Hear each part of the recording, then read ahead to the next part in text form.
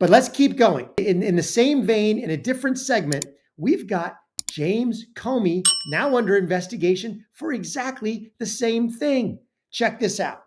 This is a very long piece that you have here. Yeah. It is a worthwhile read. I'll let you sum it up, and then I want your conclusion on what you're finding here, because to me it's very damning.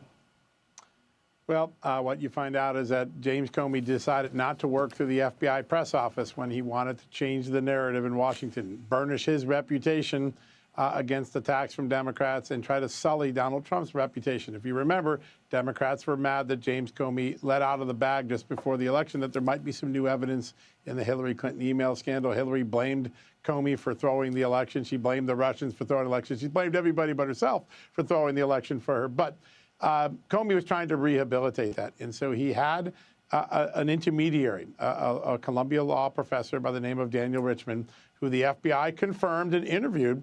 And Richman said, yes, I used my relationship with a New York Times reporter named Michael Schmidt. He's one of the authors of the Pulitzer Prize winning package that President Trump is now suing over. And my goal was to improve negative stories about James Comey and to set a narrative, i.e. set the Russia collusion narrative. This guy worked around the official channels of the FBI press office. And at one point, the FBI noted, you met with James Comey. He gave you access to classified information. A short while later, you had a conversation with that New York Times reporter, and he ends up reporting something that appears to be classified. Did you do it?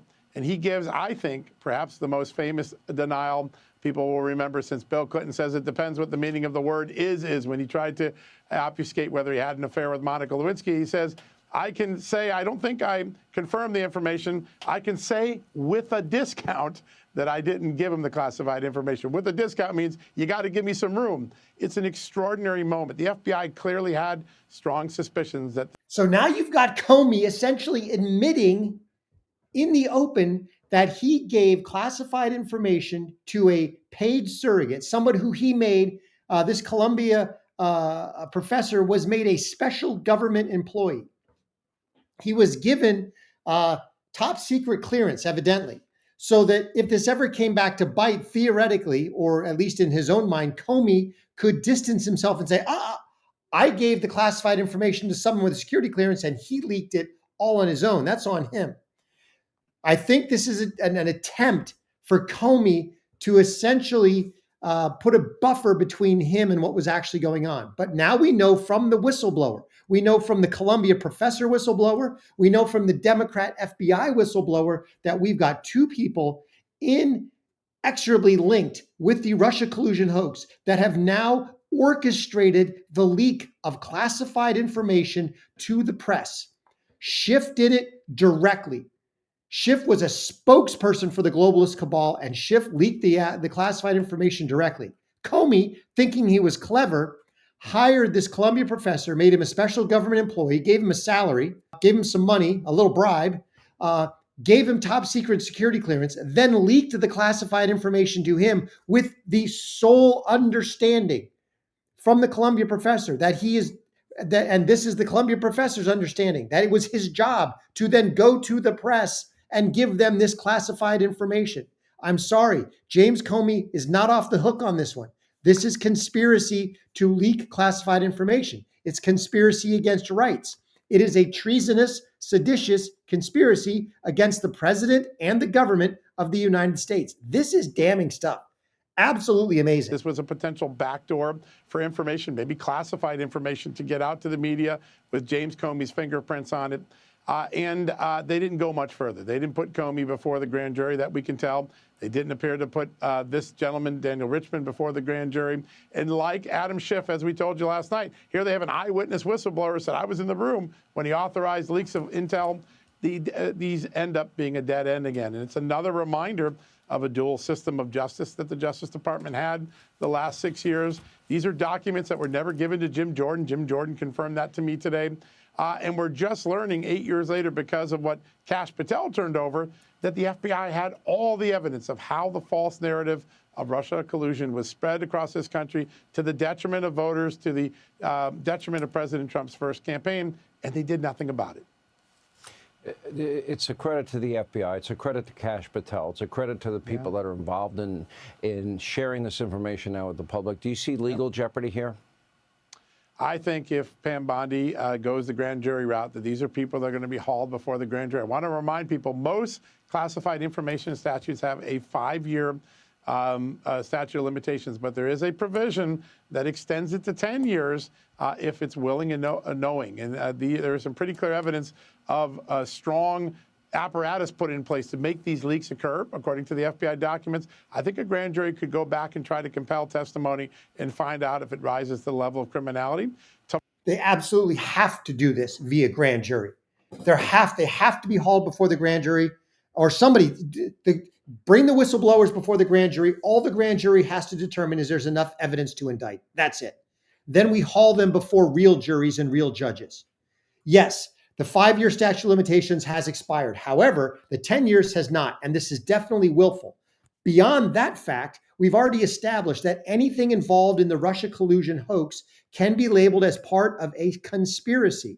And the conspiracy statute of limitations doesn't start ticking until the last act of conspiratorial conduct is noted.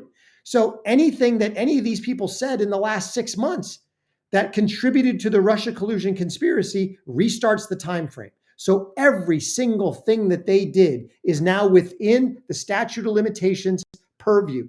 I would charge them all with leaking classified information. I would charge them with mishandling classified information. I would charge them with treasonous conspiracy, conspiracy against rights, conspiracy against the United States government. I would throw everything they have at them, so that you have a giant nest. You have individual charges for every single individual, and then you have a giant nested bank of charges that are all revolving around conspiracy, seditious conspiracy, you name it. But this is absolutely amazing. And as he said, the FBI has had all of this information. And you know who that puts squarely in the crosshairs as well as part of this conspiracy? Are people like Merrick Garland, who refused, Andrew McCabe, who refused to do anything with this information. They buried it. Check this out. So here we got Trump. Trump has to weigh in 100%. You know he's going to. Here's the politics headline. Comey's memo leak contact had special government employee status at the FBI. And here's Comer talking about this on Fox News about what they knew and what they're trying to get to the bottom of. Committee Chairman James Comey. First, your response to John Solomon's report? Well, Solomon's the best investigative reporter out there, and this is just more evidence of how the deep state tried to interfere in our elections. The deep state needs to be held accountable. The evidence is coming forward. Thank God for Kash Patel and Tulsi Gabbard and John Radcliffe. They're doing what we've hoped would be done for a long time, and that's exposing the truth. And with great investigative reporters like John Solomon, great platforms like yours, Sean, we're finally going to see justice, I think. At the end of the day, more than anything, we have a new intelligence community, one that we can trust now, one that is going to be rebuilt, and hopefully we'll be safer now because we have a credible intelligence community. Biden people are coming before your committee, and they're either pleading the fifth or they are just in flat-out denial of any decline that Joe Biden was experiencing. This memo that says, well, he can't do this event because there's too many steps, and there wasn't a whole lot of them, that he would have to walk on a ship, tells me that they all knew. Are you coming to the conclusion that everybody knew and they're either lying or covering it up? Well, this is more evidence that there was a cover-up to try to conceal to the American public Joe Biden's mental decline and physical decline. Look, we couldn't even trust Joe Biden to walk around a ship that was used to protect the American people, and they tried to get him through for another 4-year term, much less tried to cover up to the American people the current status of the President of the United States. We look at this investigation of the auto pen, Sean, and we see that all the activity that took place with that auto pen, especially over the last 90 days during the lame duck period, once Donald Trump won. You're going to find out that this is all intertwined. All of this is intertwined. The Russia collusion hoax was originally designed to A, obfuscate from Hillary Clinton's clear classified information leak problem with her unauthorized private server. At the same time, it was designed to help her. It was designed to denigrate Trump. Then it took on a life of its own when Trump won, despite all of their efforts. And Obama basically said, no, we need to stop the Trump presidency. This is when we get these Strzok and Page texts about the backup plan. So we've got the whole Russia collusion hoax, which was born out of operations research and Hillary Clinton doing every dirty trick to win the election. Then it became the how do we continue the cover up of all of the Obama, Biden, Clinton misdeeds, malfeasance that occurred during the Obama presidency. They had to cover all that up. They had to take Trump's presidency off the rails because it threatened to basically uncover all of this. That leads into all of the election tampering in 2020, the Hunter Biden laptop, then all the lawfare against Trump. All of this, again, was designed to keep Trump out of office, derail whatever presidency he had so that we couldn't get to exactly where we are now. People like D&I Gabbard, people like Kash Patel, people like Dan Bongino, people like Ratcliffe, basically throwing back the curtains and uncovering all of the criminal malfeasance that these people have been up to. Let's not forget, which is because it's been in the news lately, let's not forget the meeting between Bill Clinton and the Attorney General at the time on the plane in the tarmac in Phoenix. Everybody thought, oh, this was about the Clinton email scandal, that he was trying to get the Attorney General at the time to basically, Loretta Lynch, to basically push the email scandal under the rug. No. It wasn't about that because they already knew they were in the clear. They already knew that Comey was going to recommend no prosecute. And they already knew they had the DOJ. So they were never going to prosecute that. No. That meeting was about how to keep the wraps on what was quickly becoming a bigger story out of Arkansas.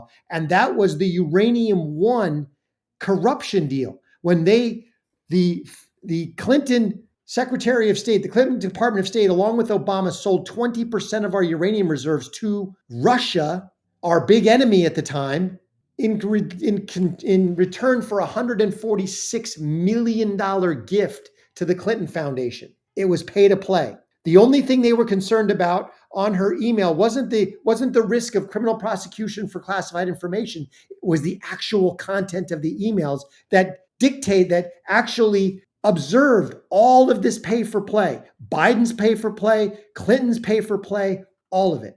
It's all intertwined. And this is becoming the biggest conspiracy, the most damning conspiracy of the federal government ever. Now check this out, because I believe there need to be, and I believe based on this report here, that there already are multiple grand juries impaneled. This is a giant rat's nest, but they are coming for this. They are starting to throw the rat poison, and let's hope. We've already got rats starting to jump ship. We've got the whistleblower saying, no, I was there. I'm an eyewitness. Check this out. Listen, the way you opened your show, there's no better description of what the conspiracy is. It's a conspiracy to protect Democrats from potential criminal prosecution, and then to violate the civil liberties and privacy and reputations of innocent Republicans to create an alternate story to protect political interest, meaning what's going to happen in the election. That's what it is. It's not more complicated than that. I know people say, oh, a conspiracy case is going to be complicated. No, it's really not.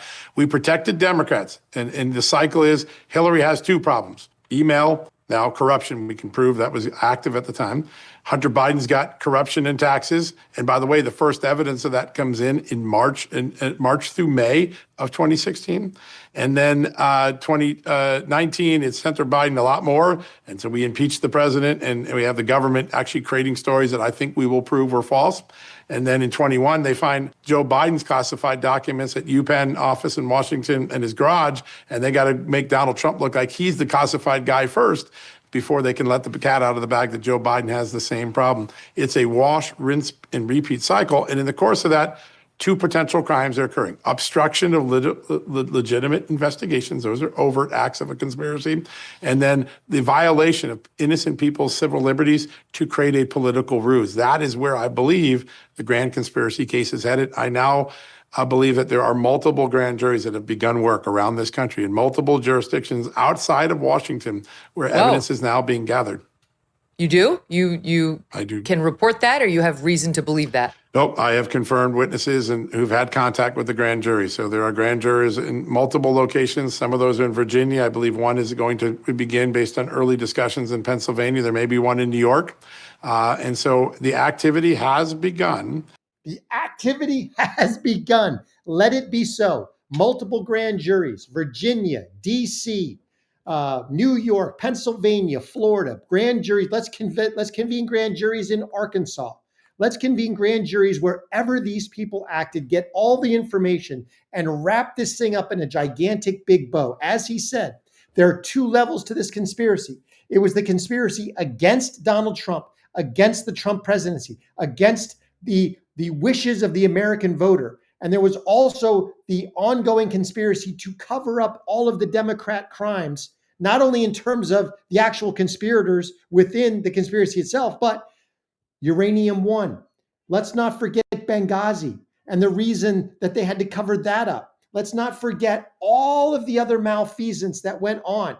This puts other people that are not normally associated with the Russia collusion square in the middle, in the crosshairs of this conspiracy charge. People like Merrick Garland, people like Rod Rosenstein, people like Andrew McCabe. Let's make sure that every single one of them gets their just desserts. There have to be prosecutions. There have to be indictments, charges, perp walks, and trials. If not, then these people will continue to do it without fear of retribution. And there must be judicial retribution. Let me know what you think in the comments. It's going to be up to us. We have to keep the pressure on our congressmen, our senators, the people in the media. We need to make sure, we, the American people, need to make sure that there is justice meted out for what these people have done. Absolutely bombshell stuff.